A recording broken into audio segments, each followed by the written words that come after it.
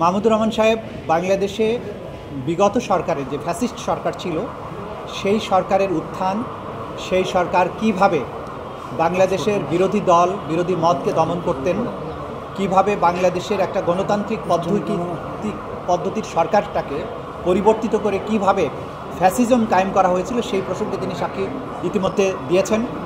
তিনি আরও সাক্ষ্য দিয়েছেন যে এই আন্তর্জাতিক অপরাধ ট্রাইব্যুনালকে সেই সময়ের সরকার কিভাবে তাদের স্বৈর শাসনকে নিরাপত্তা দেওয়ার জন্য, স্বৈর শাসনের হাতকে শক্তিশালী করার জন্য ব্যবহার করা হয়েছিল, কিভাবে বিচার প্রক্রিয়াটাকে একটা তামাশায় পরিণত করা হয়েছিল, এইসব প্রসঙ্গে তিনি সাক্ষ্য প্রদান করেছেন ইতিমধ্যে এবং বাকি অংশগুলো তিনি আজকে বলবেন। তিনি ৪৬তম সাক্ষী।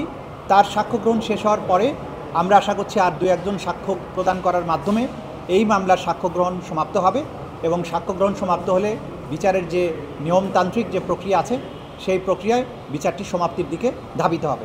হিটলার যেভাবে দমন করতেন প্রতিপক্ষকে, এই সরকার যে আগের সরকার যেভাবে প্রতিপক্ষকে দমন করতেন হিটলারের মতো সামঞ্জস্যতা আছে, সেগুলো তিনি বলছেন।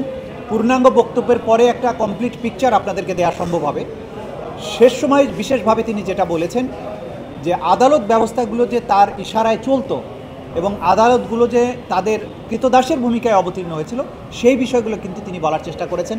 বিগত সময়ে স্কাইপ কেলেঙ্কারির কথা তিনি বলেছেন, যে বিদেশ থেকে ডিকটেট করা হতো, পরামর্শ গ্রহণ করা হতো কীভাবে এখানে রায় প্রদান করা হবে, কিভাবে সাক্ষ্য গ্রহণ করা হবে, প্রসিকিউশনের সাথে জাজদের যে অনৈতিক আতাত সেই প্রসঙ্গগুলো এখানে উঠেছে।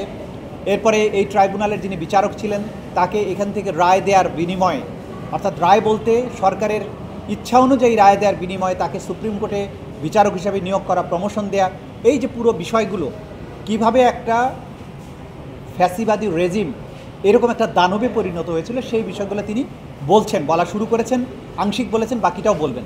আমরা আশা করছি যে আর খুব বেশি সাক্ষর দরকার হবে না। নাহিদ ইসলাম আগামীকালকে সাক্ষ্য প্রদানের কথা আছে এবং তার সাক্ষ্য গ্রহণের মাধ্যমে আর যে ফর্মাল একজন সাক্ষী আছে আমাদের, সেটার মাধ্যমে আশা করছি এই মামলার সাক্ষ্য গ্রহণ সমাপ্ত হবে। আমরা মনে করি যে এই মামলায় প্রমাণের জন্য যথেষ্ট এভিডেন্স ইতিমধ্যে আদালতে আমরা উপস্থাপন করতে সক্ষম হয়েছি, সুতরাং আর কোনো সাক্ষ্য তেমন বেশি প্রয়োজন নেই। সে কারণে এই বাকি দুজনের সাক্ষ্য গ্রহণ সমাপ্ত হওয়ার পরে আমরা মামলাটি সমাপ্তির জন্য প্রেয়ার করব, তার মানে যুক্তিতর্কের জন্য হয়তো পরবর্তীর দিকে আমরা যাব আশা করছি।